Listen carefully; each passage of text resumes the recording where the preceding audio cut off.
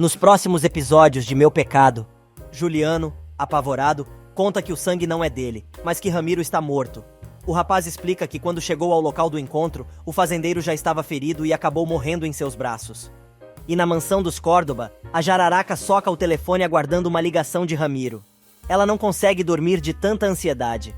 Na pensão, Rodolfo quer saber no que o filho estava pensando quando marcou o encontro com Ramiro e diz que é preciso avisar a polícia. Lucrécia tenta impedir, mas Juliano diz que tem que contar a verdade para as autoridades. A moça lembra que precisam avisar Tetê e Carmelo, mas Juliano diz que não quer que ela se envolva no problema. Os dois saem para ir à delegacia. Enquanto isso, Josué, que estava esperando a mãe sair do quarto, enche a mulher de perguntas e quer saber o que está acontecendo. Ela responde que não pode explicar e pede a compreensão do filho. Mas o garoto insiste, dizendo que sabe que o rolo tem a ver com Ramiro Souza, pois ele ligou para Juliano há algumas horas, marcando um encontro. Ele grita com a mãe exigindo a verdade, mas acaba se dando conta de que Justina tinha um caso com Ramiro, e dispara. Você não sabe a vergonha que me dá ser seu filho. Quando fica sozinha na sala, Justina esbraveja. Maldito seja o Ramiro, tomara que morra.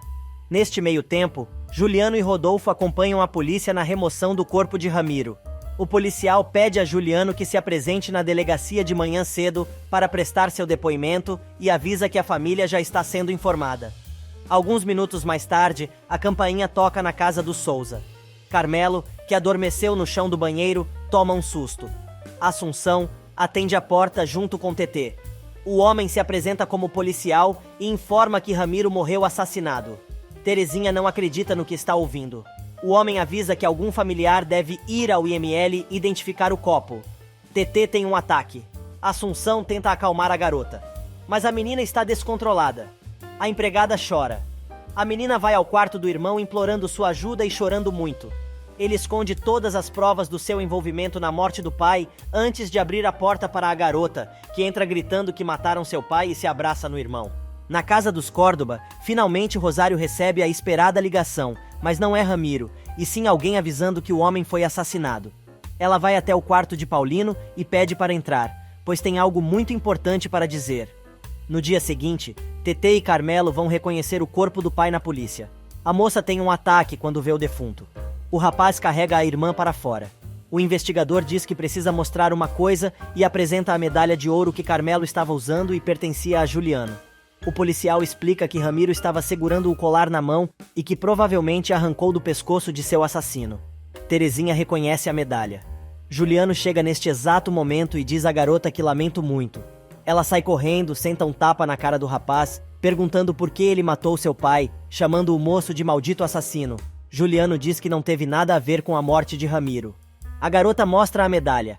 Juliano reconhece a joia e diz que a perdeu no dia em que o atacaram. A menina, que está sendo contida pelos policiais, manda o rapaz parar de mentir e diz que é testemunha do dia em que ele atirou em seu pai. Carmelo se mete e diz que o único que tinha motivos para matar o fazendeiro era Juliano. No entanto, o delegado diz que, independente de qualquer coisa, a investigação tem que seguir e informa a Juliano que ele vai ter que responder a muitas perguntas. Enquanto isso, Rodolfo vai até sua casa avisar Justina que o amante dela morreu.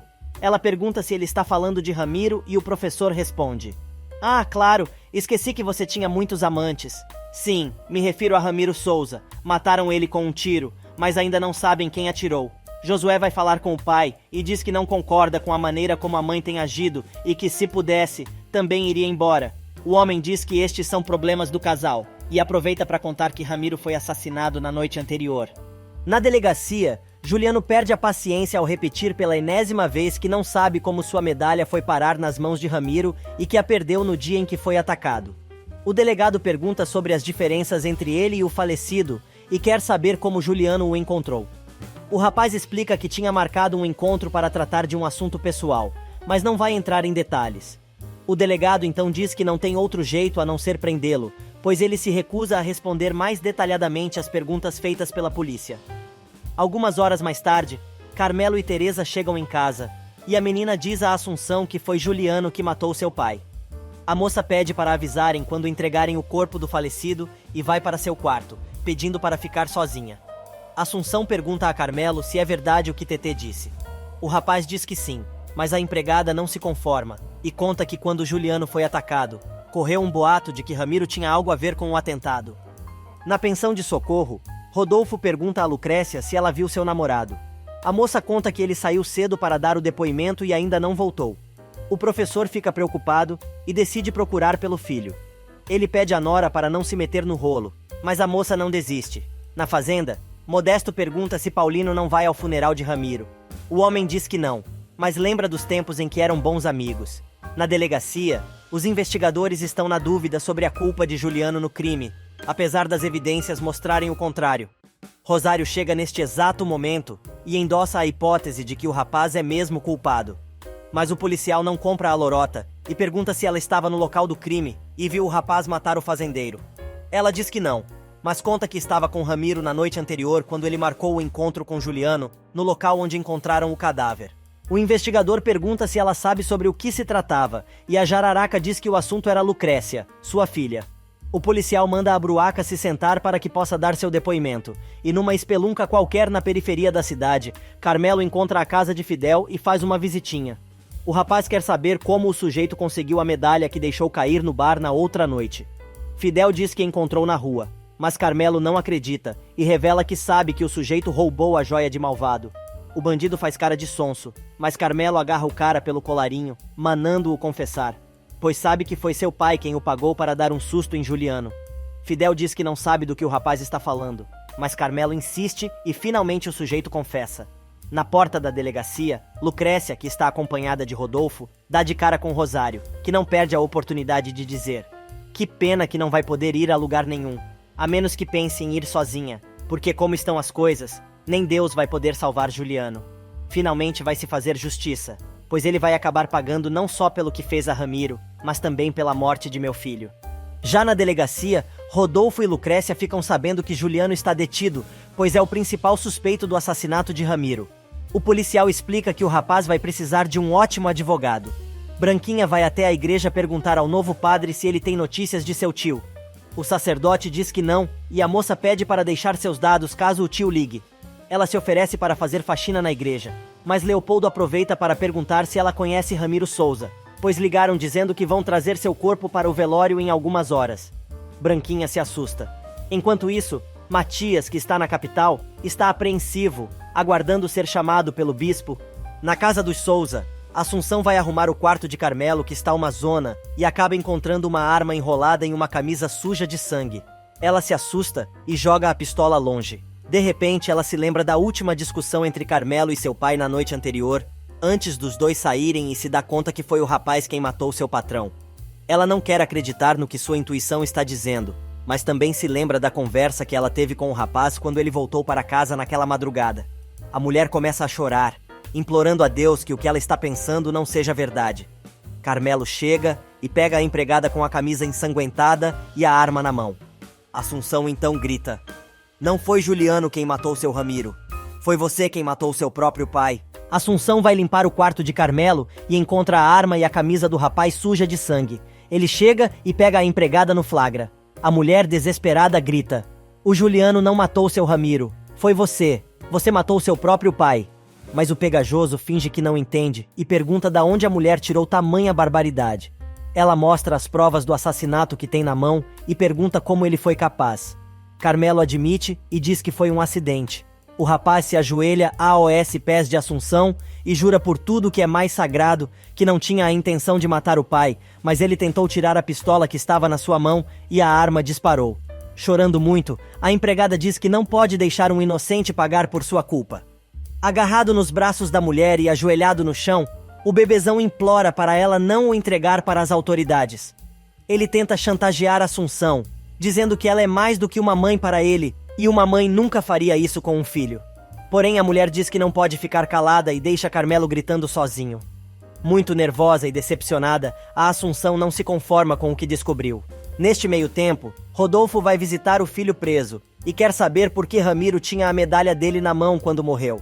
Juliano repete a mesma história, contando que a perdeu durante o atentado à sua vida, há alguns dias. Lucrécia, que está junto com o sogro, pede para o rapaz se acalmar e lembra das acusações de Rosário. Além disso, eles também comentam sobre as acusações de Tetê. Indignado, Rodolfo diz que vai tirar o filho dali de qualquer maneira, nem que tenha que mover céus e terras. Na saída da delegacia, Lucrécia e Rodolfo combinam a estratégia para livrar a cara de Juliano. O professor diz que vai procurar um bom advogado para ajudar seu filho. Ele aconselha a moça a voltar para casa, mas ela se recusa. Rodolfo se despede da moça, dizendo que precisa conversar com Justina sobre o que está acontecendo. Enquanto isso, na residência dos Córdoba, Delfina caminha de um lado para o outro, muito nervosa. Modesto quer saber por que a mulher está assim, e ela explica que não consegue deixar de pensar em tudo o que está acontecendo. Mas diz que não vai de jeito nenhum ao velório de Ramiro. Neste meio tempo, Tetê procura Assunção para saber se o corpo de seu pai já chegou. A mulher diz que ainda não. A menina, que não para de chorar, se agarra à empregada e diz que não aceita a morte do fazendeiro. Carmelo chega e avisa que vão levar o corpo de Ramiro para a igreja. Tetê sai para buscar a bolsa e o pegajoso aproveita para agradecer Assunção por não ter contado nada para sua irmã. Ele tenta dar um beijo na mulher, mas ela evita, dizendo que não vai contar nada até o enterro. Mas depois disso, vai revelar toda a verdade não só para Terezinha. Na igreja, Lucrécia chora pedindo um milagre. Padre Leopoldo vai ver se a moça precisa de alguma coisa, mas a conversa é interrompida pela chegada do corpo do falecido. Neste meio tempo, na mansão, Rosário pergunta a Paulino se ele vai ao funeral e diz que vai pedir ao motorista para preparar o carro. Ele diz que prefere ir sozinho. A mulher aproveita para dizer que a filha não vai a lugar algum e acha difícil ela sair da cidade. E conta que encontrou Lucrécia do lado de fora da delegacia, pois Juliano está preso, acusado de matar Ramiro. Paulino fica desconfiado do que acabou de ouvir. Rosário sai para ir ao funeral e Renata pede para acompanhá-la ao enterro, pois Carmelo precisa de gente decente ao seu lado nesta hora difícil. E a mulher dispara: "Você não é tão decente assim, mas se quiser ir, tire esta echarpe rosa choque, pois não combina muito bem com o luto." A família Souza finalmente chega para o velório. Carmelo tenta convencer a irmã a levar o corpo do pai para ser enterrado junto com a esposa na capital, mas a garota não concorda e pede que o pai seja enterrado logo, ali mesmo. Ao entrar na igreja, Tetê se agarra ao caixão do pai e chora convulsivamente. Carmelo não aguenta ver o sofrimento da irmã e sai, arrependido do que fez. Neste meio tempo, Rosário chega acompanhada de Renata e diz ao rapaz que sente muito pela morte de Ramiro. A entojada aproveita para dar um beijo no ex e diz que vai ficar ali um pouco, fazendo companhia ao rapaz. Porém, a sem-noção não perde a oportunidade de soltar a língua e, fazendo um carinho no rosto de Carmelo, diz: "Eu sinto muito a morte do seu pai. A única coisa boa nisso tudo é que você vai herdar muito dinheiro. Mas o chato é que não vai poder aproveitar com a Lucrécia, porque mesmo que acabem condenando o Juliano, eu acho que a minha prima nunca vai ligar para você." Carmelo, que está tentando se controlar, manda a garota calar o bico e diz que ela só abre a boca para falar besteira. Chorando, ele manda Renata embora. Mas ela diz que primeiro vai falar com Tetê e dá um beijo melado na bochecha do pegajoso. Segundos depois, Paulino também chega e dá os pêsames a Carmelo, abraçando o rapaz com todo carinho. Neste meio tempo, Josué chega ao quarto de Lucrécia na pensão de socorro e diz que foi fazer companhia para ela. Ele conta que Rodolfo ainda está procurando um advogado para tratar do caso de Juliano. O garoto revela que nunca quis mal ao irmão e confirma sua decisão de ser padre. Ele pede para dar um beijo de despedida em Lucrécia. Depois que ele sai, ela retruca: "Se ele soubesse o que eu sou dele." Finalmente o professor consegue achar o advogado que já ajudou Juliano da outra vez, mas o homem diz que agora não será possível a sua contratação, pois Ramiro Souza era seu cliente e não poderia defender seu assassino. Rodolfo se irrita e diz que o filho é inocente. O advogado explica que o defensor público que for designado para o caso do rapaz poderá liberá-lo sem muitos problemas, caso ele realmente não seja culpado. Justina vai ver o filho preso. A mulher diz que Rodolfo está procurando um advogado para tirá-lo dali e pede que o rapaz lhe diga a verdade. O rapaz grita: "Eu não matei o Ramiro, mamãe. Que espécie de filho você acha que tem? Por mais ódio que tivesse dele, eu não sou um assassino." Mas a vadia não consegue calar a boca e pergunta: "Por que você foi se encontrar com Ramiro? Por que foi defender aquela palhaça?" Juliano se irrita e conta que foi encontrar o fazendeiro para tratar de um assunto diretamente relacionado a ela e seu pai. Justina se faz de sonsa. Juliano então conta que Ramiro revelou que um dos filhos dela não era de Rodolfo. A mulher se apavora. O rapaz continua: "Como ele não pôde me esclarecer nada, eu vou te perguntar." Justina diz que não tem nada a declarar, mas o rapaz agarra a mãe pelos ombros e diz: Estou preso aqui por causa disso. Eu mereço pelo menos saber a verdade. Qual de nós dois não é filho de meu pai? Fala. Apavorada, ela diz que não acredita que o filho deu crédito às palavras de Ramiro. O rapaz responde que sabe a mãe teve um caso com o fazendeiro durante muitos anos e quer saber desde quando os dois eram amantes. A mulher diz que isso agora não importa mais. Juliano fica ainda mais irado. Justina jura que nem ele, nem Josué são filhos do fazendeiro, e diz que o salafrário inventou tudo isso para marcar o encontro com o rapaz. Mas Malvado confessa que não confia mais na mãe e completa: eu só peço a Deus que tudo o que você está dizendo seja verdade. Porque se for verdade aquilo que aquele desgraçado me disse, o meu pai não vai aguentar. E de volta à pensão, Rodolfo conta a Lucrécia que procurou todos os advogados da cidade e nenhum deles quis defender Juliano. Ele diz ainda que terão que esperar a nomeação do defensor público. Lucrécia não se conforma e quer ir a Rio Branco procurar um profissional. Mas o professor explica que eles não têm tempo, pois se forem a outra cidade, as autoridades poderão já ter indiciado seu filho e aí fica tudo mais difícil. Os dois comentam ainda que agora parece que a cidade inteira adora Ramiro, pois ninguém está se dispondo a ajudar. Lucrécia fica ainda mais indignada. Rodolfo retruca: se ele foi capaz de trair um amigo de tantos anos, sabe-se lá o que mais seria capaz de fazer. Neste meio tempo, Padre Leopoldo está proferindo as últimas palavras antes do enterro. Matias chega ao funeral e dá de cara com Justina. Sem dizer nada, o padre vai até o novo sacerdote que passa o bastão para o colega. Tetê está inconformada. Do outro lado da cidade, Fidel chega ao bar de sempre e fica sabendo que Ramiro foi assassinado. O dono do bar conta ainda que estão acusando Juliano pelo assassinato, pois encontraram uma medalha junto ao corpo do defunto que pertencia ao rapaz. Fidel fica ainda mais assustado. Neste meio tempo, o enterro acaba e Paulino encontra Matias. O padre explica que o bispo recebeu o abaixo-assinado que ele e Rodolfo entregaram e decidiu mandá-lo de volta para a cidade. O sacerdote pergunta ao amigo o que de fato aconteceu, e a enxerida da Renata resolve dizer que Juliano matou o fazendeiro. Já de volta em casa, Assunção passa mal.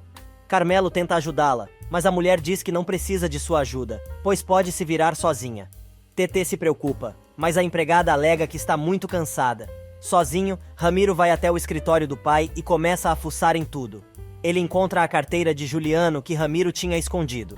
Enquanto isso, Matias vai até a casa de Rodolfo e Josué conta que o pai não mora mais ali, pois descobriu a traição de sua mãe com Ramiro.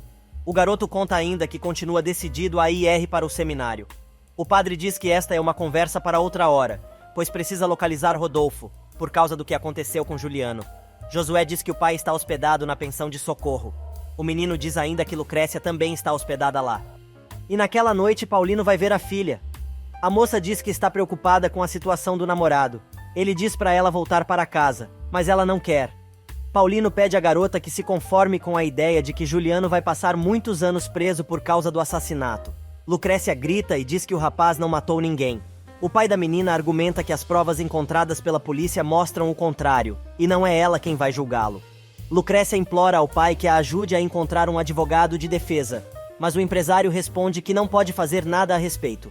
Ele oferece dinheiro à filha, que recusa, dizendo que este não é o tipo de ajuda que ela precisa, e jura que vai libertar Juliano com ou sem seu apoio, avisando: eu vou fazer isto, nem que tenha que enfrentar o maior obstáculo da minha vida.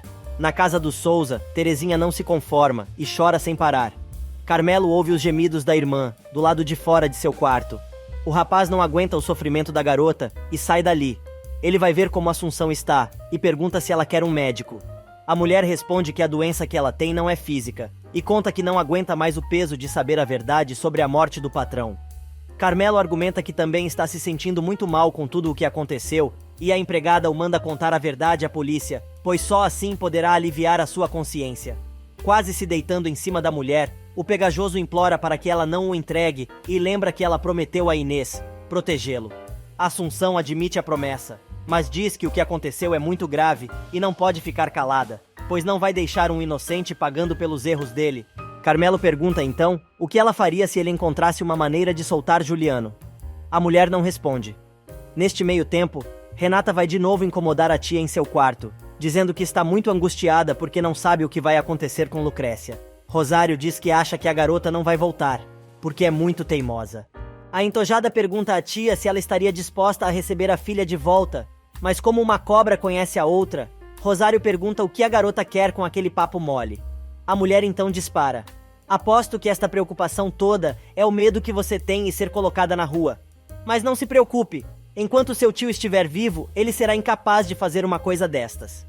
Renata confessa que esta realmente é uma de suas preocupações, principalmente por causa do divórcio. E do alto de sua arrogância, a Bruaca dispara: que atrasada você está com as notícias, Renata. O Paulino e eu não vamos mais nos divorciar. A garota fica que é toda sorrisos. Enquanto isso, depois de tentar mais uma vez convencer o delegado a soltar Juliano, mas sem sucesso, Lucrécia chora do lado de fora da delegacia. Carmelo chega e ela diz que sente muito pelo aconteceu e revela que sabe que seu namorado não é o culpado. Finalmente o pegajoso fala alguma coisa que preste e conta que tem a prova da sua inocência. A garota se anima, mas Carmelo tem uma condição: que ela se case com ele.